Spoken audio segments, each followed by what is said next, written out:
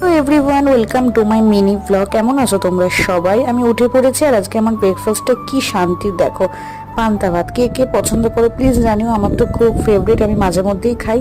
আর আমার একটা পার্সেল চলে এসেছে, বিকজ মার জন্য আমি একটা ছোট্ট গিফট অর্ডার করেছিলাম, সেটাই চলে এসেছে। নেক্সট ব্লগে দেখাবো। স্নান করে পুজো কমপ্লিট করে নিলাম, এই সিজনের প্রথম আম গপুকে দিলাম। আর চলে এসেছি কাকিমণির বাড়িতে, বিকজ আজকে দুপুরে লাঞ্চটা কাকিমণির বাড়িতেই খাবো। তো লাঞ্চে কি স্পেশাল হচ্ছে সেটা চলো তোমাদেরকে দেখে নিই। আর লাঞ্চে হচ্ছে ফ্রাইড রাইস আর মাটন, রগের লাল লাল মাটন কষা, যেটা কাকিমণির হাতে স্পেশাল, অনেকদিন পর কাকিমণি করছে।